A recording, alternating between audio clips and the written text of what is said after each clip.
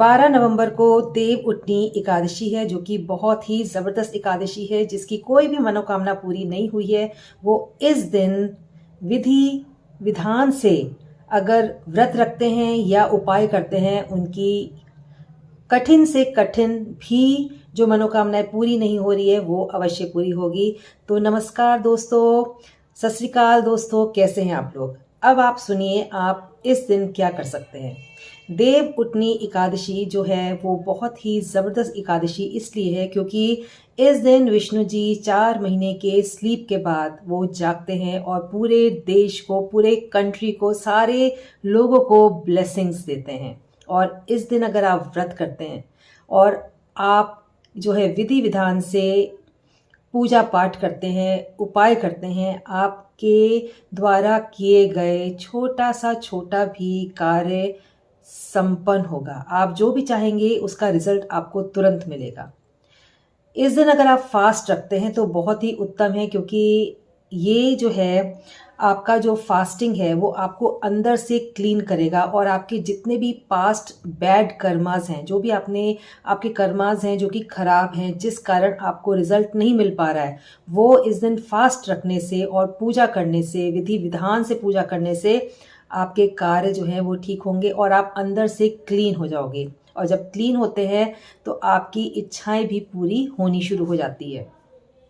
सबसे पहले तो मैं आपको ये बता देती हूँ कि जो लोग फास्ट रखते हैं वो इस दिन क्या खा सकते हैं। जैसे कि है डेली आप जैसे उठ के आप नहाते धोते हैं, वैसे आप नहा धो के आप जो हो सिंघाड़ा खाइए और साबूदाना का सेवन कर सकते हैं, कुट्टू के आटे का सेवन कर सकते हैं और शक्करकंदी खा सकते हैं। जैसे हम आम व्रत में हम इनका सेवन करते हैं, आलू खा सकते हैं, इसका आप सेवन करिए। और चावल का आपको पता ही है, एकादशी वाले दिन चावल का इस्तेमाल नहीं किया जाता, तो ये आप ज़रूर कीजिएगा। अब ये जो मैं आपको उपाय बताने वाली हूँ ये खास उनके लिए है जिन बच्चों का विवाह नहीं हो पा रहा है किसी भी रीज़न से, चाहे वो ग्रह दोष हो या नज़र दोष हो या पितृ दोष हो। किसी भी रीज़न से अगर आपकी विवाह में अड़चन आ रही है, आप देख रहे होगे लेकिन देखने के बावजूद भी बात नहीं बन पा रही है, तो आप मेरे द्वारा बताए गए उपाय को ज़रूर कीजिएगा।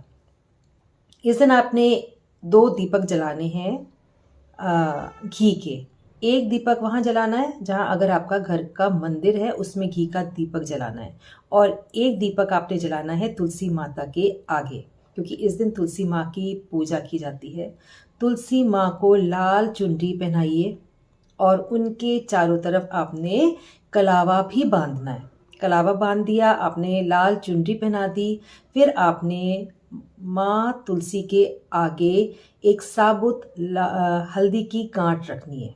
हल्दी की गांठ रखने के बाद आपने उस पर तिलक लगाना है, और तिलक किसका लगाना है और क्यों लगाना है ये आपको बताती हूँ। आपने अपने अगर आपका विवाह नहीं हो रहा तो आप अपने लिए प्रार्थना करेंगे। अगर आप के बच्चों का विवाह नहीं हो रहा है तो आप अपने बच्चों के लिए भी प्रार्थना कर सकते हैं।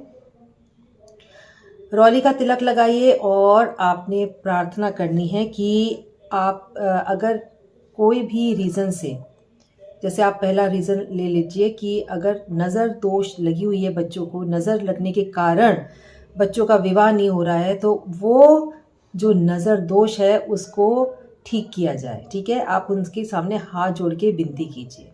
फिर उसके साथ ही एक और तिलक लगाइए और फिर आप तुलसी माँ से प्रार्थना करिए कि अगर ग्रह दोष है या पितृ दोष है, इसके कारण भी अगर विवाह नहीं हो पा रहा है तो आपके बच्चों पर, या अगर आपका स्वयं का विवाह नहीं हो रहा है तो आपके ऊपर कृपा बनाए रखें, और जितने भी दोष हैं उस दोष से आपको मुक्ति मिल जाए और आपके जो है रास्ते खुद ब खुद खुलने शुरू हो जाए।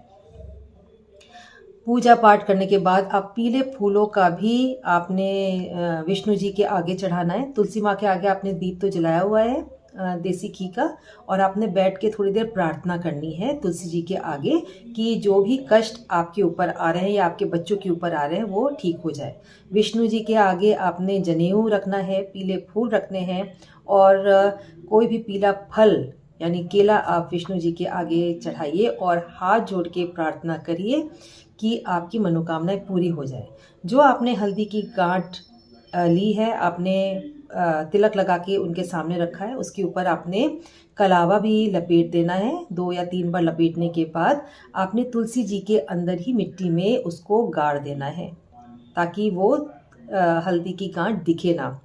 गाड़ने के बाद आप भूल जाइए और अपना दिन, अपना शाम आप प्रार्थना में ही निकालिए, विष्णु जी की प्रार्थना करिए और आप देखेंगे आपको बहुत ही जल्दी रिश्ते आने लग जाएंगे। अगर आपके बच्चों के विवाह नहीं हो रहा तो बच्चों के लिए भी विवाह के रिश्ते आएंगे और द्वार खुल जाएगा।